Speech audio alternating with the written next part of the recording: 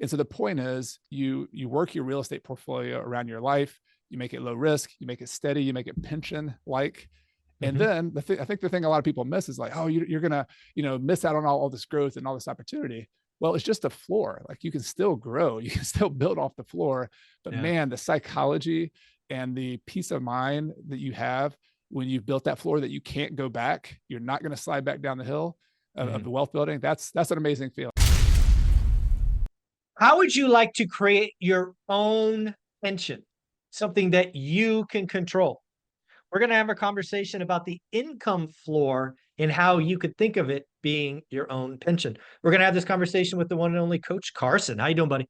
What's up, Michael? Thanks for having me. Hey, the income floor is a topic that you have covered a couple of times in your amazing books, most recently with the Small and Mighty Real Estate Investor.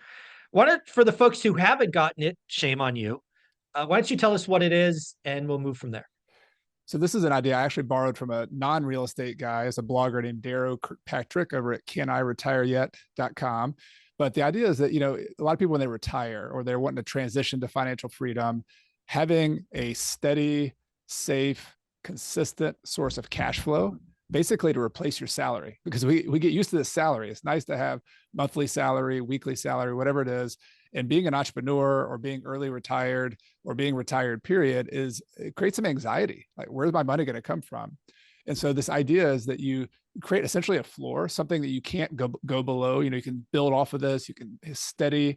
And in the traditional world, people used to have pensions. Anybody heard of those pensions before? Not many people have those things anymore. Yeah, I heard they were a thing one day.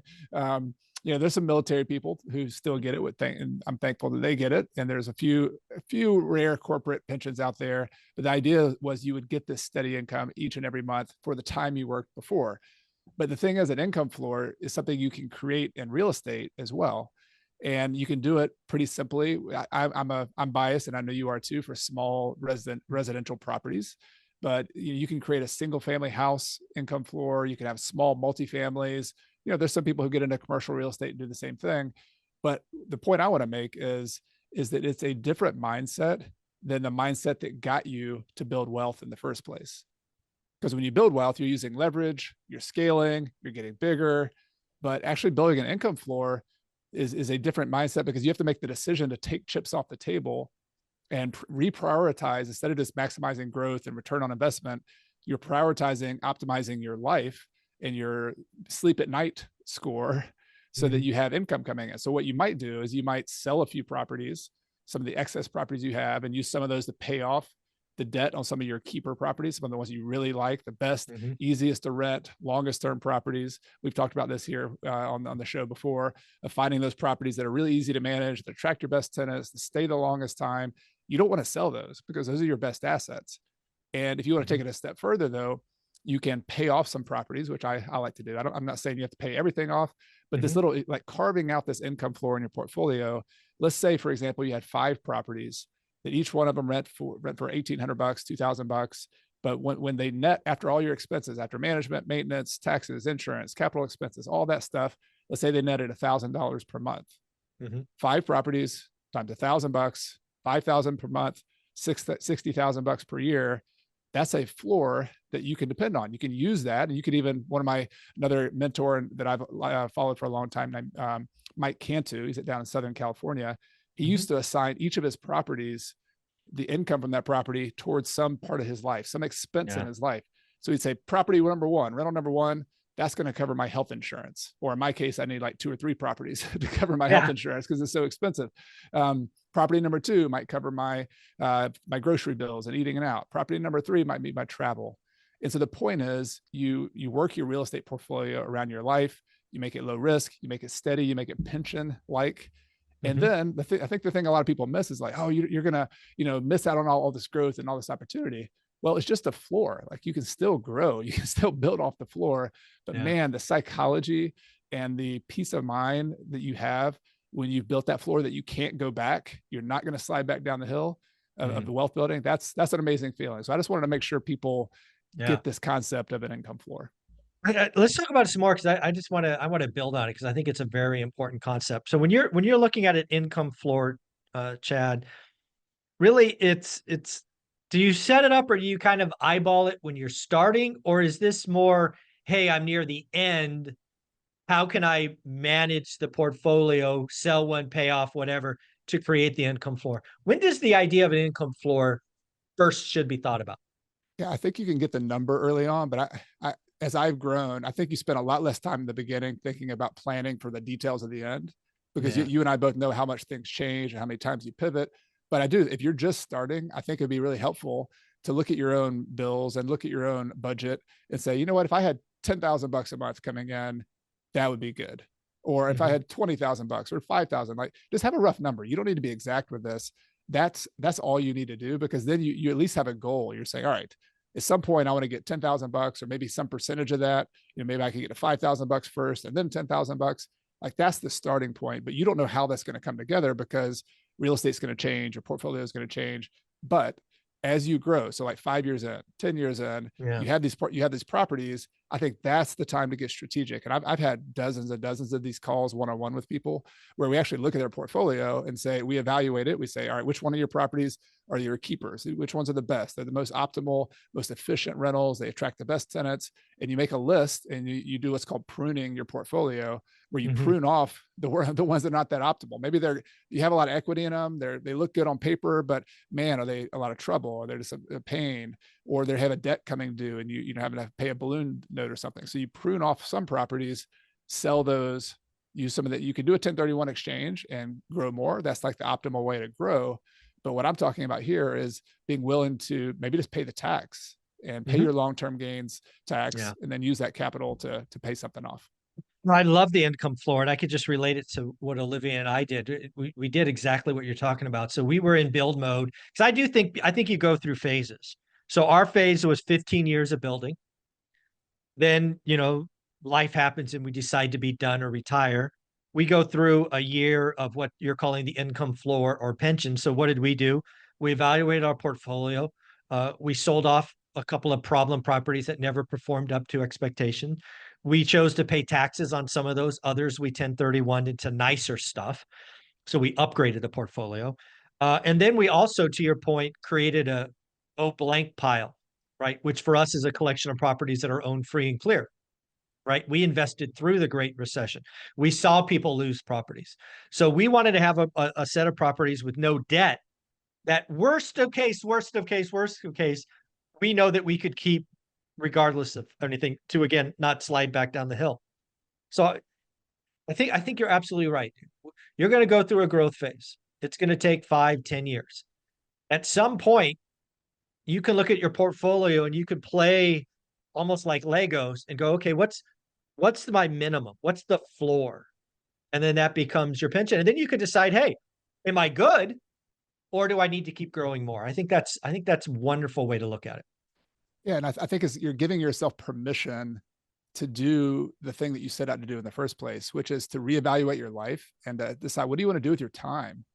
Because once you have a pension, this is the amazing thing. Like once you break the tie between your efforts and your time and the Mhm. amount of money you make, it's wide open. It's like Yeah. completely open to what you want to do. And I know you and I both talked about the psychological challenge of that sometimes, of being wide open. That's a whole nother story. But I feel like this is the name of the game. Like this is when you were 15, you were 18, you were Mhm. 20, when you were young and optimistic. Maybe some of you are 18 or 20, good for you, that you had dreams. You're like, what am I going to do Yeah. with my life? Like, who am I going to be when I grow up? Well, this is the opportunity. Like when you take chips off the table and you break the ties between your time and your money, like anything is Yeah. possible. And it's amazing. Like my wife right now, she is a Spanish teacher. She loves foreign languages. She's dabbled in going back to the university professor role. She's teaching at university, teaching at community colleges. But every time she does, she's like, gosh, all these committee work and this, it's a pain in the, I like the teaching in between right here, but all that other crap, I hate it. Yeah. And so we're like, well, you don't need to do it, Carrie. Like we're financially independent. Do what you want to do. And so she teaches English one-on-one to people now, to people who are immigrants in the country or refugees. Oh, Like she wow. teaches them, and they can't pay her enough money. I mean, it's like they don't have the money, or they pay a little bit, but she's not trying to get wealthy from that, because your Right. time is, you own your time. You Yeah. choose to do what, number one, you're passionate about. Number two, where there's a need, and I'm really passionate about this, is like not all the things we do with our time as entrepreneurs need to maximize the money once we've made the money. Like there's lots of cool stuff you can do that would be very meaningful, or maybe even Yeah. it's a business venture, but it's not going to pay off for 10 years. Like all the videos you made early in your career, Michael, I'm sure, you put a ton of time, putting every single YouTube video in, and it didn't pay off right Mm-mm. away for me either. I No. wrote, hundreds of thousands of words on my blog. And so these passion projects, these things that you want to do, they become possible when you have an income floor, because you separated this need for you to go have to work a job or work a flipping job, flipping houses or whatever you want to do. It's totally separating all that. Yeah. Yeah, I agree with all that. The other thing I want to go back to, you talked about Mike Cantu down in Southern California.